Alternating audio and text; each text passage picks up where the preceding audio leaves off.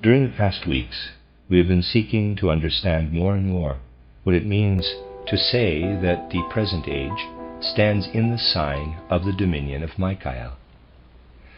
Thus we were led last time to show how the karma of a human being may work itself out in reality. We showed how difficulties of karma may even go so far that a human being cannot find the way between death and a new birth to live through all that is necessary for the weaving of karma by partaking in the events of the starry world. So long as our conception is really limited to what happens here in the physical life on earth, it is of course difficult for us to receive what we must receive if we are to take the idea of karma in real earnest. But we are living in the age of great decisions, and great decisions must take place to begin with in the spiritual field. And in the spiritual field they will be rightly prepared if out of the deeper anthroposophical spirit single human beings have the courage to take their study of the spiritual world in real earnest, so much so that they can receive what is brought from the spiritual world and make use of it to understand the phenomena of the outer physical life. Hence, for a number of months past, I have not recoiled from bringing to you detailed facts out of the spiritual life, facts well fitted to enable you to understand the spiritual configuration of the present time. Today I will bring forward a few more things, as it were to illustrate what I shall then have to say next Sunday, probably in conclusion, showing the whole karma of the spiritual life of the present time in its connection with the tasks and aims of the anthroposophical movement. To begin with, however, I shall bring forward today certain facts whose connection with our main subject you will not at once perceive. Nevertheless, you will recognize at once how deeply they characterize the spiritual life of the past. Many of these things will seem strange and far-fetched, but life in its totality bears many a paradox, seen from an earthly point of view. The examples I shall choose today are not ordinary ones, for as a rule a succession of earthly lives is not a continuous succession of historic personalities. It is not generally such that the continuous chain would be visible at all to superficial observation. Nevertheless, there are certain successive earthly lives, such that if we describe them one after another, we are at the same time giving descriptions of history. It is seldom the case in such a high degree, but if we do find individualities for whom it is the case, if we can point to the several incarnations as to historic personalities, such an individuality enables us to learn a very great deal about karma. I have already given isolated cases of this kind, as you know. Today I will tell you about a personality who lived at the end of the first Christian century. Already at that time he was a philosopher. As a philosopher he was most evidently one of the Sceptics, that is to say, he was one of those who really think nothing in the world is certain. He belonged to that skeptical school which, though it already saw the dawn of Christianity, stood altogether on the ground that it is impossible to gain certain knowledge, and above all that it is quite impossible to say with certainty whether a divine being could assume a human form or the like. This individuality, his name in that incarnation is of no great importance, he was a certain Agrippa. This individuality in his incarnation in that time gathered up into himself, as it were, the whole of Greek skepticism. Indeed, if we use the word not in a contemptuous sense, but as a technical term, he was one whom we should even call a cynic. I mean a cynic not in his conception of life, for in that he was a skeptic, but a cynic in his way of taking things.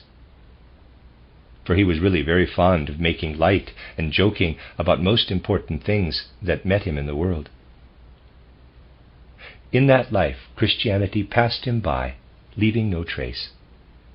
But a certain mood remained with him as he passed through the gate of death. This mood was not so much a result of his skepticism, for that was his philosophic conviction, a thing that one does not carry very far after one's death. But it lay in the deeper habits of his soul and spirit, as an easygoing way of taking important events of life, a certain mischievous delight when things in the world which look important turn out to be not quite so important. This fundamental mood he carried with him into the life after death. Now, as I told you yesterday, having passed through the gate of death, man first enters a sphere which leads him by and by into the region of the moon, where there is the colony of the primeval wise teachers of mankind. They had once lived on earth, though not in a physical body, nor had they taught in the way we conceive the teaching of later times. They had wandered over the earth in an etheric body only, and their teaching was such that one man or another who was to receive instruction from them in the mysteries felt it like an indwelling of these wise beings of primeval times. He had the feeling, the wise being has been with me just now. And as an outcome of this indwelling, he then felt an inner inspiration. Such was the manner of the teaching given to a human being in those times. We are referring to the most ancient time of earthly evolution, when the great primeval teachers wandered upon earth in their etheric bodies. Then, if we may put it so, they followed the moon, which had already separated as a heavenly body from the earth. And it is their region which the human being passes, like the first station in his cosmic path of evolution after death. It is they who explain the laws of karma to him, for they have to do with all the wisdom of the past. Now, when the above personality, the philosopher Agrippa, in quotes, came into that region, it happened that there dawned upon him, most intensely, the meaning of a former incarnation. The characteristic of that former incarnation, which now made so great an impression on him, as he looked back after death, was this: that in it he had still been able to see a very great deal of how the cults of Asia Minor and Africa proceeded out of the ancient mysteries. Now, in this Christian time, in his supersensible life, this individuality went once more, with great intensity, through all that he had once undergone on earth, in connection with many a decadent system of the mysteries in Asia Minor. And so it came about that he now saw supersensibly how in the ancient mysteries the Christ had been expected. Parenthesis, you must remember what I said, that in his life on earth he had not been touched by Christianity. Close parenthesis. Now, the mysteries which he had witnessed, I mean the cults that proceeded from the mysteries, had already grown external. He had, in fact, received the impressions of cults and religious institutions which were transmitted in the first centuries A.D., in a Christianized metamorphosis, of course, to Roman Christianity. Please observe very carefully what I now mean. The point is that in this region, after his death, there was prepared in this individuality an understanding for the external features of the cults and clerical institutions which had formerly been pagan, but were arising again in the first Christian centuries, and passing over into the clearly defined Roman cult and ceremony, with all the ecclesiastical conceptions that were connected with it. Now, this brought about in him a very peculiar spiritual configuration. In the further course of the life between death and a new birth, we see him again, elaborating his karma most especially in the region of Mercury, so that he is able to see many things, not in an inward sense, but in the sense of being gifted with outward intelligence. He gains a wide sweep of vision for many facts and relationships. As we follow this individuality further, we find him again on earth. We find him as the cardinal who carried on the government of Louis XIV when Louis XIV was still a child, Cardinal Mazarini. We may study the cardinal in all his greatness and splendor, and with the external conception of Christianity into which he finds his way so readily, so naturally, under the woman who was Louis XIV's guardian. He absorbs of Christianity all the external institutions, the Christian cult, the Christian pomp and grandeur. For him, all these things are surrounded, as it were, with an Eastern glamour, as of Asia Minor. Indeed, we may say he rules Europe like one who in a former incarnation had strongly absorbed the character of Asia Minor. But in this life, Cardinal Mazarini did indeed have occasion to be more powerfully touched by the facts and circumstances. You need only remember that it was the time of the 30 Years' War. Remember all the things that took place proceeding from Louis XIV. There was indeed a peculiar quality in this Cardinal Mazarini. He was a great statesman, with a wide sweep of vision. Yet, on the other hand, in the midst of a certain noise and confusion. We might say that he was intoxicated by his own deeds, so that they seemed deeds of magnificent skill, but not coming out of the depths of the heart. Now this life took a peculiar course in passing through the time between death and a new birth. We can actually see how in passing again through the region of Mercury, all that this personality had done was dissolved as in a cloud of mist.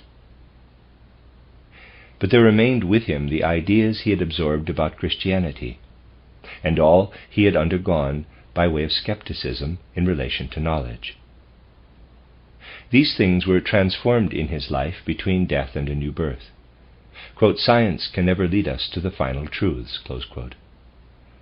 An intense feeling for knowledge, of which there was a suggestion already in his former passage through Mercury, came and passed away again. And there was karmically developed in his life a peculiar mentality. It was a mentality which held fast with great tenacity to penetrating ideas which he had passed through before. But while he held fast to them, he could evolve for his next life on earth very few concepts with which to master and express them. As this personality passes through the life between death and a new birth, one has the feeling, whatever will he try to do in his next incarnation? Is there anything with which he is really united? One has the feeling he may be more or less intensely united with all kinds of things and yet again with nothing. All the antecedents are there, the preceding life of skepticism, followed by his intense life in a Christianity with all its external details along the paths by which one becomes a cardinal. All these things are deeply embedded in him. He will become a man rich in knowledge, yet able to come forward with concepts by no means profound. Moreover, the map of Europe, which he once ruled over, is as though blotted out. One does not know how he will find his way to it again. What will he do with it? He will be altogether at a loss with it. Yes, my dear friends, we have to enter into such things as these. We have to study what was undergone in passing through the life between death and a new birth, in order that we may not err, in order that at length exact and true knowledge may be the outcome. This personality is reborn in the approaching age of Michael, showing, if I may put it so, a strangely double countenance. He cannot be quite a statesman, nor quite a cleric, but is drawn strongly in both directions. I am referring to Hertling, who became Chancellor of the German Reich at a great age. In karmic sequence, he had to rise up in this way, the remnants of his Mazarini nature. All the peculiar qualities with which he came to Christianity and entered into it, came forth again in his Christian professorship at the present time. By this example you may see in what strange ways the men of the present time built up their present individualities in past existences. Anyone who did not research but merely thought things out would of course come to absolutely different conclusions.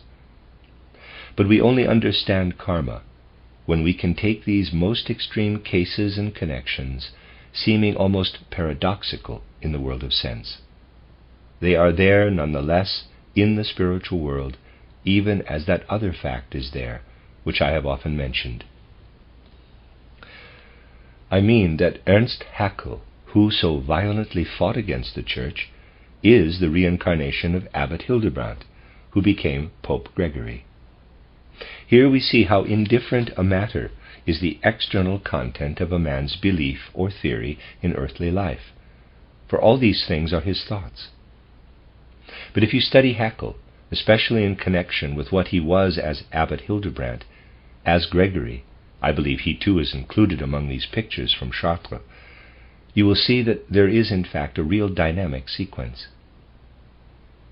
I chose the above example in order that you might see how present individualities carry the past into this present time. If you will afterward observe the features of the monk Hildebrand, who became Pope Gregory VII, and whom you know from history, you will see how wonderfully the soul configuration of Haeckel is contained in this countenance of Hildebrand, of the later Gregory. I will now take another example, which will probably be of great and deep value to you all. Though I almost shudder to speak of it in any easy way, yet I cannot but choose it, for it leads so infinitely deeply into the whole spiritual texture of the present time. I will now mention another personality, of whom, as I said, I always shudder to speak in this way. And yet he is infinitely characteristic of all that is carried from the past into the present, and of the way in which this happens. I have often referred, and it will be known to you from external history, to the Council of Nicaa, which was held in the 4th century, where the decision was made for Western Europe as between Arianism and Athanasianism, and Arianism was condemned, and that Arianism is spelled A-R-I-A-N-I-S-M. Arius is the ism of that. End of aside. It was a council in which the important personalities were imbued with all the high scholarship of the first Christian centuries and brought it forth. They did indeed dispute with deep and far-reaching ideas. For in that time the human soul still had quite a different mood and constitution. It was, as a matter of course, for the human soul to live directly within the spiritual world, and they were well able to dispute with real content and meaning as to whether Christ was the Son, of the same essence with the Father, or only of like essence with the Father. The latter was the standpoint of Arianism. Today we will not go into the dogmatic differences of the question. We will only bear in mind that it was a question of immensely deep and sharp-witted controversies, which were, however, fought out with the peculiar intellectualism of that time. When we today are clever and sharp-witted, we are so as human beings. Indeed, today, as I have often said, almost all men are clever. They are really dreadfully clever. That is to say, they can think. Is it not so? Is it not saying much, but it is a fact that they can think? No, it is not saying much, but it is a fact that they can think. I may indeed be very stupid and still be able to think, but the fact is the men of today can think. In those times it was not so. It was not that men could simply think, but they felt their thoughts as inspiration. He who was sharp-witted felt himself gifted by the grace of God, and his thinking was a kind of clairvoyance. It was still so even in the 4th century A.D., and those who listened to a thinker still had some feeling of the living evolution of his thought. Now there was present at the Council of Nicea a certain personality who took an active part in these discussions. But at the end of the council he was in a high degree disappointed and depressed. His main effort had been to bring forward the arguments for both sides. He brought forward weighty reasons both for Arianism and for Athanasianism. And if things had gone as he wished, undoubtedly the result would have been quite different. Not a wretched compromise, but a kind of synthesis of Arianism and Athanasianism would have been the outcome. One should not construct history in thought, but this may be said by way of explanation. It would probably have been a very much more intimate way of relating the divine in the inner being of man to the divine in the universe. For in the way in which Athanasianism afterward evolved these things, the human soul was very largely separated from its divine origin. Indeed, it was thought heretical to speak of the God in the inner being of man. If, on the other hand, Arianism alone had won the day, there would of course have been much talk of this God in the inner being of man, but it would not have been spoken of with the necessary depth of reverence, and above all not with the necessary inward dignity. Arianism alone would indeed have come to regard man at every stage as an incarnation of the God who dwells within him. But the same may be said of any animal, indeed of the whole world, of every plant, of every stone. This conception only has real value if it contains at the same time the active impulse to rise ever higher and higher in spiritual development, for then only do we find the God within.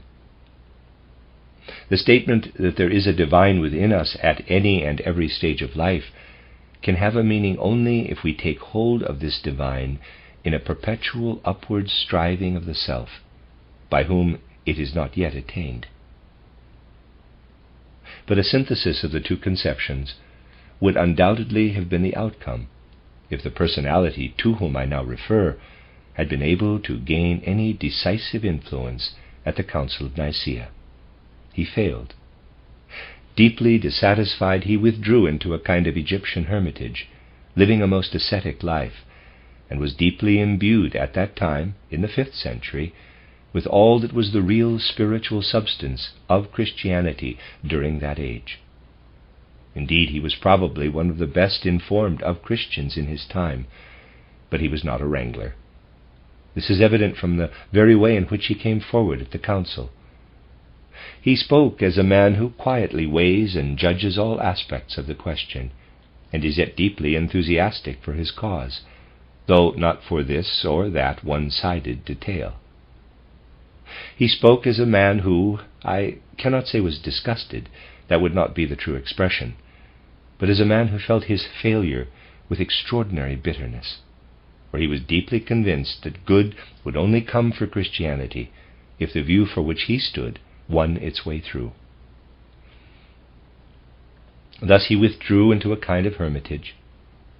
For the rest of his life he became a hermit, following, however, in response to the inner impulses of his soul, a quite definite course of the inner life. It was that of investigating the origin of the inspiration of thought. His mystic penetration was in the effort to perceive whence thinking receives its inspiration. It became one great longing in him to find the source of thinking in the spiritual world, until at length he was filled through and through with this longing. And with this longing he died, without having reached any real conclusion, any concrete answer during that earthly life. No answer was forthcoming. The time was, after all, unfavorable. Then, passing through the gate of death, he underwent a peculiar experience. For several decades after his death he could still look back upon his earthly life, and he saw it forever colored by that element to which he had come at last. He saw it forever in the atmosphere of that which, looking backward, came immediately next his death, he saw the human being thinking. Still, this was no fulfillment of the question, and this is most important. There was as yet no thought in answer to the question. But though there was no answer, he was able after his death to look in marvelously clear imaginations into the cosmic intelligence of the universe.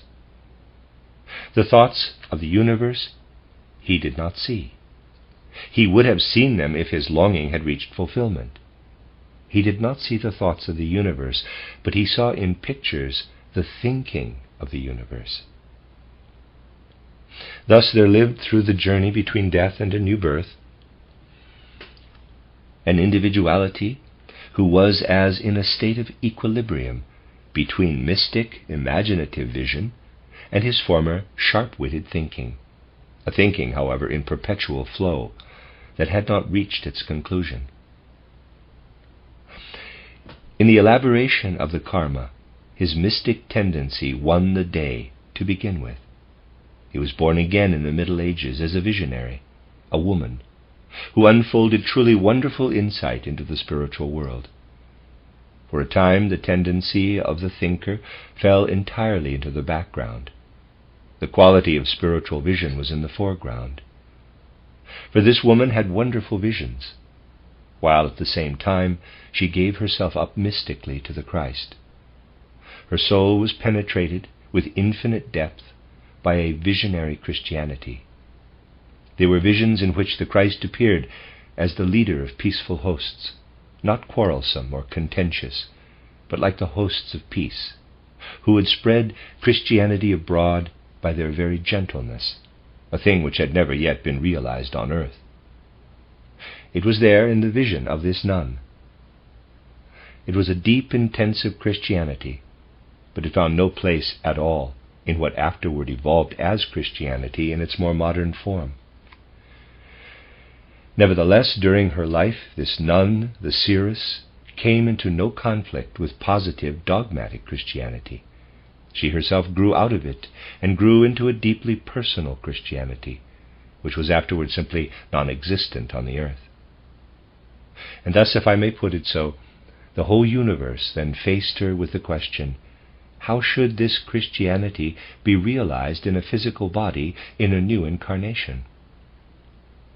And at the same time, long after the seeress had passed through the gate of death, there came over her again the echoes of the old intellectualism, the inspired intellectualism. The after echoes of her visions were now, if I may put it so, idealized through and through, filled with ideas. Then, seeking for a new human body, this individual became the individuality of Soloviev, Vladimir Solovioff. Read the writings of Soloviev. I have frequently described the impression they make upon a modern man, and have said it again in my introduction to the German edition of his works. You may well try to feel it in his writing.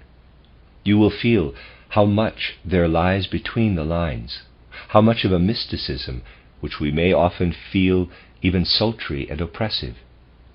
It is a Christianity quite individual in its forms of expression. It shows quite clearly how it had to seek for a pliable, in all directions supple body, such as can be obtained only out of the Russian people.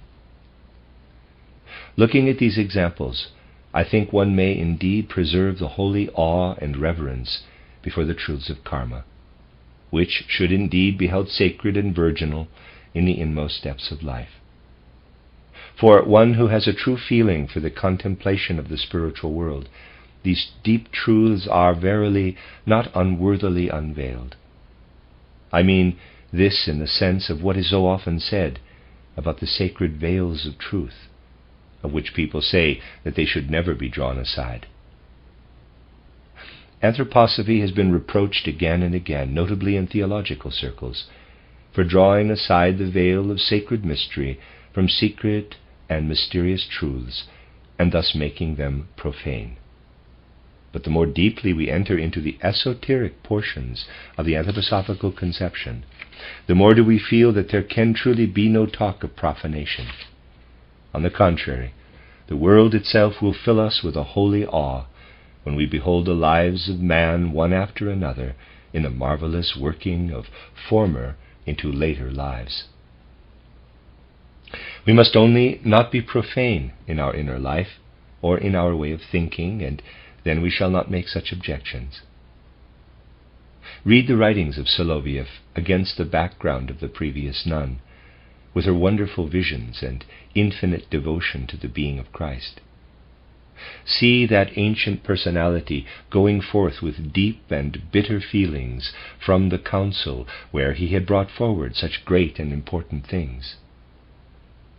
Discover in the soul and in the heart of this individual what I may call the twofold background of Christianity, now in its rationalistic but inspired rationalistic form, and now again in its visionary form of seership. See all this in the background, and of a truth the lifting of the veil will not profane the secret. A German romanticist once had the courage to think differently from all others about the famous saying of Isis, quote, "I am that which was, that which is, and that which is to come, and my veil has no mortal yet lifted," close quote. To which the German romanticist replied, "Then we must become immortal that we may lift the veil," while others all took the saying as it stood. When we discover the truly immortal within us, the divine and spiritual, then may we draw near to many a secret without profaning it, to many a secret to which, with a lesser faith in the divine in our own being, we might indeed not draw near. And this indicates the spirit which should go abroad ever more and more, under the influence of such studies as our last and as this present one. For these spiritual studies are meant to work upon the life and action of those who bear their karma in the way I have described into the Anthroposophical Society.